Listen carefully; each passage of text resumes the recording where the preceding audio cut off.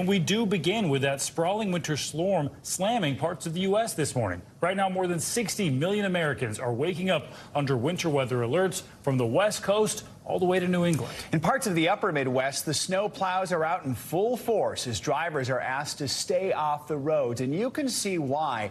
Take a look at this new video from the South Dakota Highway Patrol. It shows just how blinding that snow can be as we head into what officials are calling an unprecedented 3-day snow event. This is indeed going to be a historic storm. It's going to be a tough storm, especially for those in open country. You know, the wind blows and it gets very, very tough, especially when you have a lot of heavy snow and very strong wind. Minnesota Governor Tim Walz issued emergency executive orders that allow state agencies to put equipment and personnel in place so they are ready to make rescues if needed.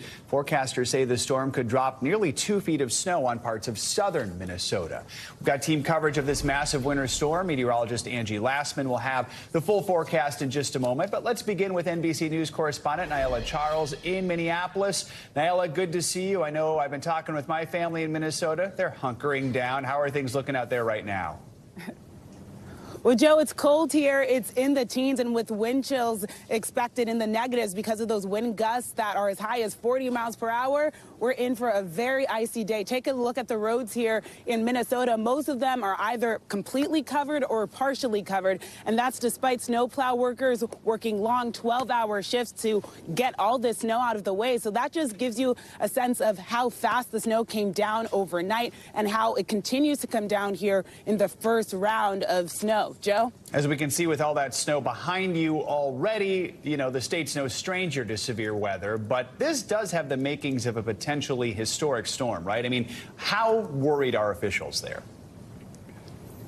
Well, officials are definitely getting out the word. Don't go outside. Don't drive unless it's an emergency. The governor of Minnesota has issued out emergency orders. Even the National Guard is here on standby, Joe, in case they need to rescue people who are stranded. This is what the mayors of the Twin Cities are saying.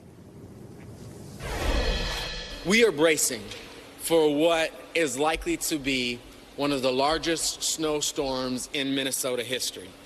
We expect it to have major impacts across the Twin Cities on every aspect of life, every aspect of city operations for the rest of this week. We are preparing for what will likely be an historic snow event. We've got multiple departments and multiple jurisdictions, both Minneapolis and St. Paul, doing everything possible to make sure that we are prepared.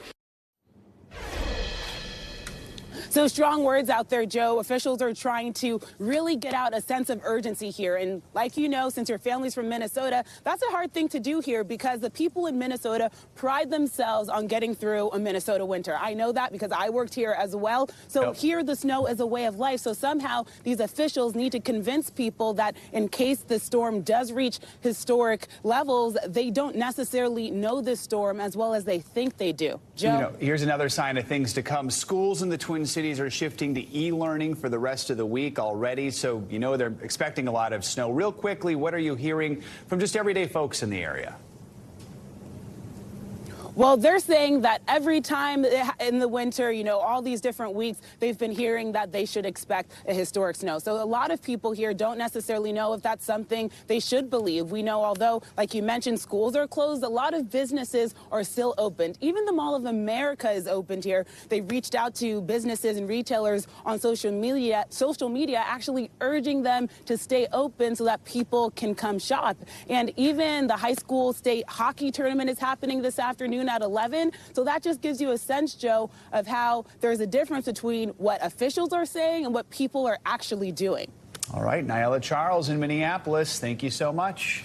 And joining us now for more on all this is meteorologist Angie Lassman. Hey there, Angie. Hi there, guys. Yeah, we've got the alerts up for many peoples, but let's take a look at what's been going on over the past couple of days with some of the snow working in. You can see this is some live pictures from Minneapolis. The snow already falling there. We've received maybe 2 to 3 inches in this area so far. As we continue through, of course, the rest of the day, we're going to see more adding on to that. You can see a little bit more of the view there. Travel is going to be a little difficult in the coming days. So that's something to be aware of. Let's talk about exactly where we go from here, because those 60 million people are in the path of this system that's working its way to the east and spreading snow across the northern tier of the country. You can see basically the plains all the way extending into the northeast is where we're going to see that snow. We also have a wintry mix that's going to cause some problems when it comes to ice accumulation, and we even have some storms that could potentially bring us some severe weather. Eventually, by the time we get into Thursday and Friday, we'll start to wrap things up, but we have a little burst of snow that we'll deal with on Thursday for parts of New England. Here's the snowfall totals. This is what we're expecting. As we look a little closer, you can see where some of those highest amounts are. 9 to 18 inches in Sioux Falls, Marquette up to 16 inches. Of course, the big bullseye right now is for Minneapolis, which definitely will receive over a foot of snow. Possibly closer to 2 feet. We'll see about that, though. 2 to 4 inches for Buffalo and up to a foot for Burlington as well. We also, in addition to the wintry weather, have some really strong winds that we're dealing with, and 72 million people are included in these wind alerts that are up right now, because gusts could be as high as 70 miles per hour. We dealt with this yesterday. The down branches, the power outages are all possible, but in addition to that, we'll see gusty conditions into the high plains where they're dealing with some of that snow falling, and we know the blowing snow makes for really difficult travel on the roadways, so we'll have to watch for that as we come into the next couple of days.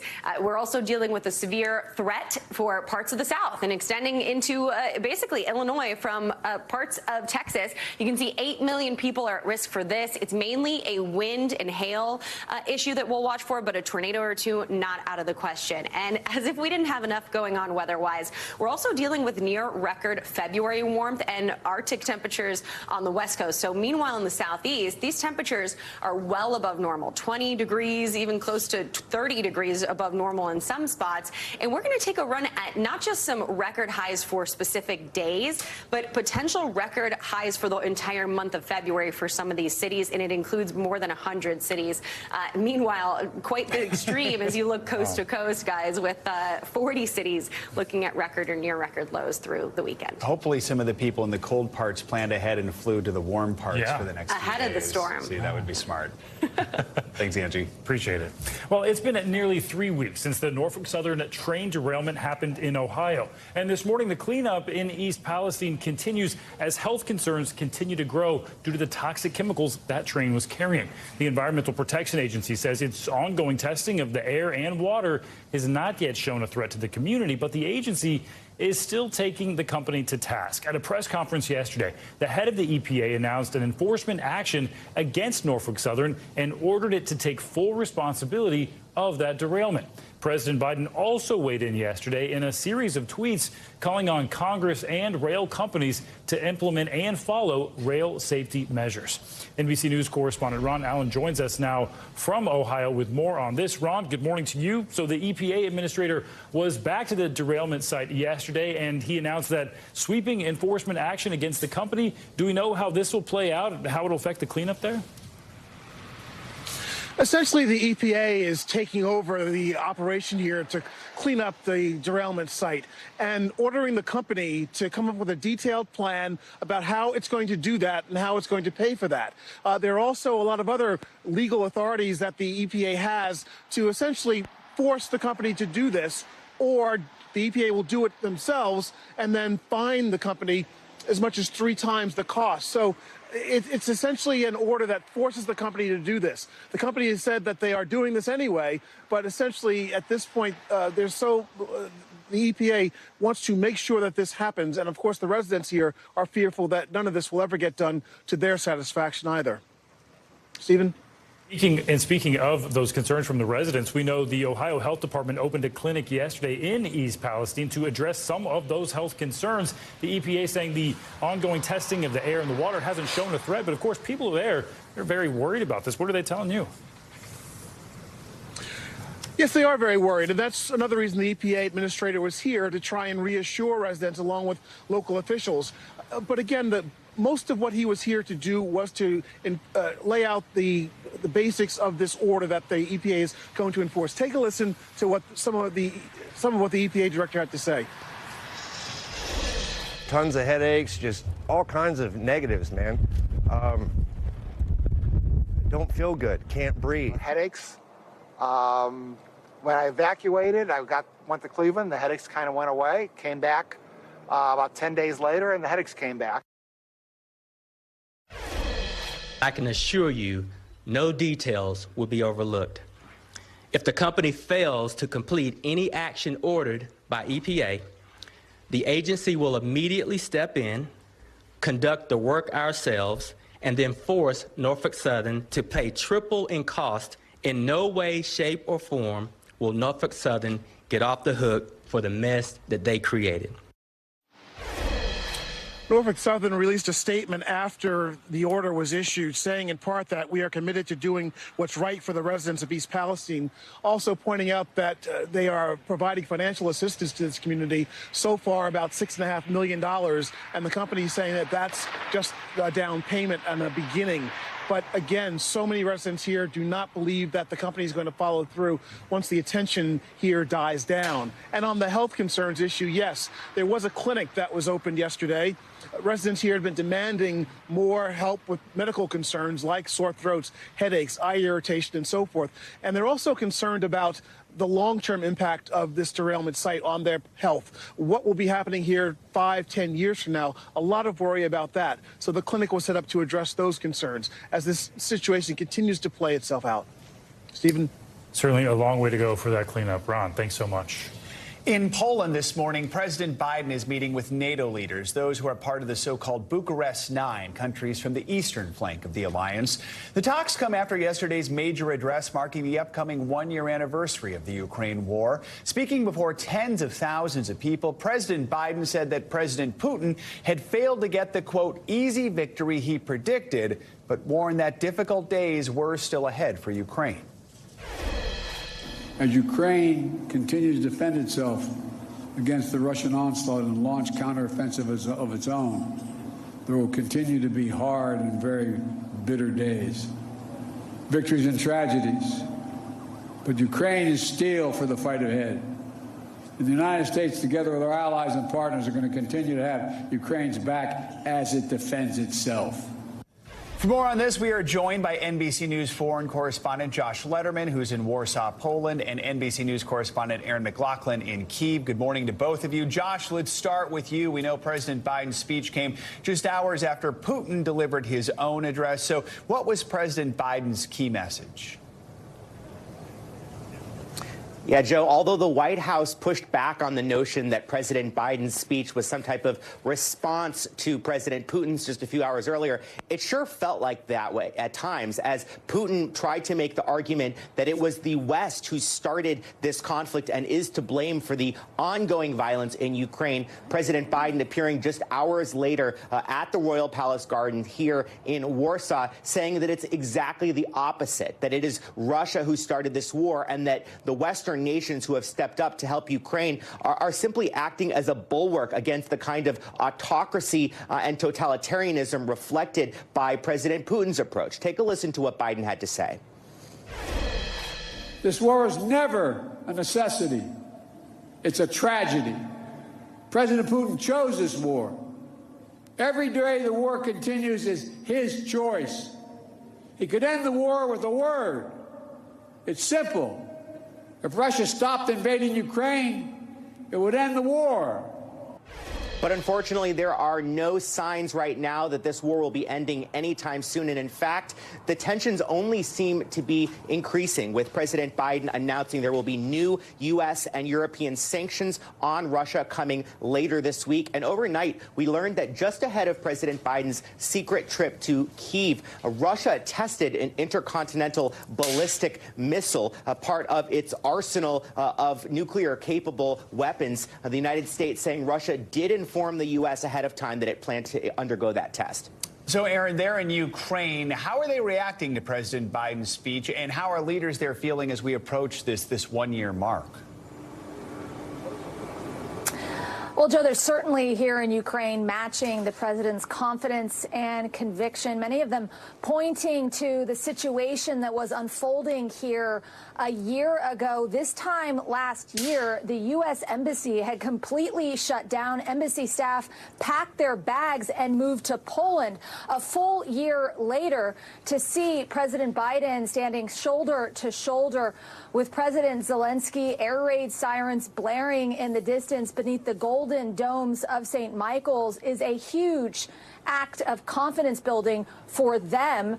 I was speaking to one senior Ukrainian advisor who said that that was a show that Ukraine was going to stay on the map, quote, forever. He also expressed his optimism about the next 6 months of this war, adamant that if Ukraine gets the ammunition and weapons that it has been asking for in a quick fashion, he believes that in 6 months' time they could be approaching the end of the war. And the end of the war, in the eyes of the Ukrainians, is the 1991 borders. He also said that he's currently in negotiations, the Ukrainian government is currently in negotiations with the White House about providing F-16 fighter jets. And he's also confident that ultimately the United States will provide the Ukraine with the fighter jets that they're adamant they need to push the Russians back. Josh, I want to ask you about something that's happening away from Poland, away from Ukraine. We're watching an important visit by the Chinese foreign minister in Russia.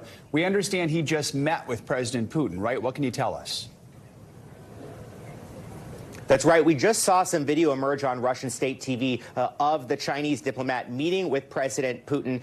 The two leaders saying that foreign nations are not going to be able to influence the relationship between China and Russia, one that those two countries have described as limitless. And President Putin, in those remarks, said that he is expecting and looking forward to a visit to Russia by Chinese President Xi Jinping. But Beijing is really in the middle of a delicate balancing act here, Joe, because while China wants to maintain those close ties to its ally Moscow, it also needs to maintain a relationship with Europe, particularly given the economic challenges in China. And just before the Chinese diplomat was in Russia, he was here in Europe. He was at the Munich Security Conference trying to shore up those ties with Europe. So the West feels that China is kind of trying to have it both ways on this issue. And the Biden administration, for its part, has made the point that China likes to talk a big game about territorial integrity and sovereignty and other countries not interfering in its affairs. The Biden administration arguing that China is going to lose all credibility on that if it looks the other way while Russia invades its neighbor. All right, Josh and Aaron, thank you both for your reporting this morning. We appreciate it. The stock market is in the spotlight this morning after Wall Street had its worst day of the year yesterday. The Dow ended the day down nearly 700 points, driven by disappointing earnings reports from several mega retailers. Yeah, Ron Insana is a CNBC senior analyst and commentator, as well as a senior advisor to Schroders NA. He joins us now to help us put all this in perspective. Ron, thanks so much for being here. So the recent economic data has been mostly positive, but there are clearly some things that are keeping investors nervous. So what's making them worry here? Well, there's a little split going on Wall Street, gents, right now, where we have concerns about rising interest rates and inflation being stickier than we thought. Growth not actually slowing down, as you mentioned, but growth in certain key areas among consumers starting to reverse course. In other words, when you talk about Walmart or Home Depot, there was less spending on, let's say, luxury goods at Walmart, like consumer electronics, more on groceries, slowdown at Home Depot. And that has affected market psychology insofar as no one's quite sure if we're heading towards a recession. No one's quite sure if inflation is accelerating. What they're most worried about is the Fed, irrespective of either, will continue to raise interest rates. And we saw a big pop in rates yesterday, and that could put downward pressure on the stock market for a time to come. Ron, you mentioned Home Depot. Is this at all tied into the larger decline in the housing market we're starting to see because of the rising rates? Yeah, to an extent. I mean, you have a slowdown in residential sales, both existing and new home sales. We have some concerns about that market, but, you know, mostly during periods like this, when you see slowdown activity in the sales of new homes, people tend to upgrade their existing homes. We're not quite seeing that at this point in the cycle. And so it just appears that people are spending less money, having been pinched by inflation, and they've drawn down their savings rather sufficiently. So they're spending less on things that they deem to be discretionary items as opposed to necessities. And speaking of the housing market, we know existing home sales have fallen for the 12th straight month in January. However, prices are increasing in most parts of the country. What's driving that trend? And could we expect anything from the rate increase to affect this next month?